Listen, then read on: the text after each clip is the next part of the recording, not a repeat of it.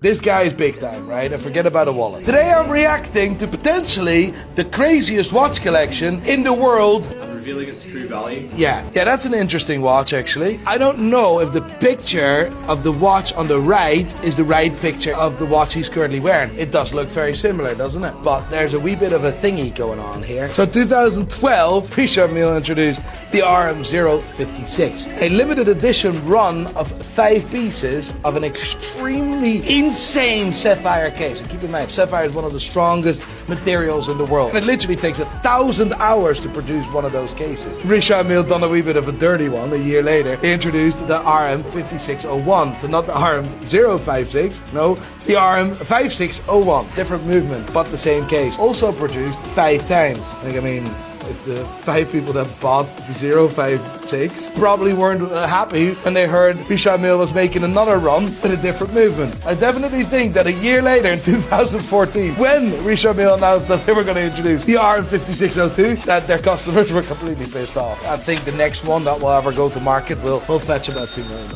$59.90 travel time. Yeah, there's several variations of that watch. A full iced out version, a ruby version, an emeralds version, a green sapphire version, none of which I've ever seen, nor ever seen a photo of, really. That's insane. I couldn't also give you the value of that. If this watch ever goes to auction, I don't think it will fetch over $1 million. I don't think people are willing to pay that. It's really hard because I've never seen the retail price of that. Maybe the green one people will pay $1 million for. Yeah, he has the other one as well. Could be wrong, but I believe this was introduced in 2021 and he just went to Cherry Stern and said, give me all of it. Like, he probably done a deal there of 3 watches for like $3 million. I wouldn't believe it would be more.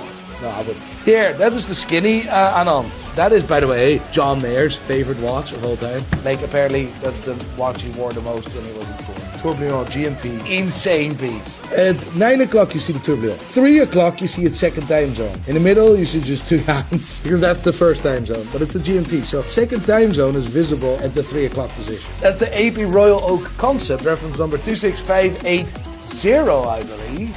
IO, full titanium case with a full ceramic, white ceramic bezel, which is extremely hard to craft, but more importantly, that caliber 2930, I believe, is just absolutely insane. The watch is worth between $200,000 and $220,000. You can't believe I'm actually saying this, but in his collection, that is quite cheap. The Rafael Nadal RM2702, about $2 million. Yeah, easily. Yeah, this is one of those piece uniques, arguably piece uniques. I don't know if they are, because I have seen that exact watch on a Facebook group for sale for 1.25 million. Yeah, this is really, really special, to be honest. This is Sky Moon Tourbillon.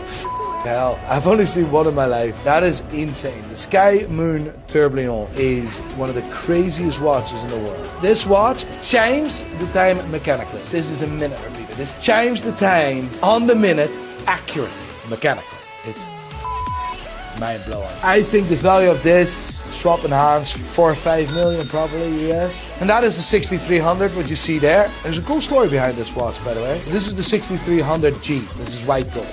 But a 6300, the most expensive wristwatch ever sold for 36 million. Yeah, it's not that watch, but it is that watch, if you know what I mean. It was the 6300A, and the A stands for steel. And it was a piece unique, and this is not a piece unique. This is the most complicated wristwatch ever created on planet Earth. Yeah, and the last one was an auction a couple of months ago. Sylvester Stallone was sold for 5.3 million. Can I just point this out? His collection is insane, but it's only insane because of the money involved in that collection. It's not the hunt. It's not the search, it's the connections. I want that because I want that. It's cooler if you have something that money just can't buy. You've searched for that, you researched that. It's that treasure hunt. It's an insane collection. I'm not too impressed, you know.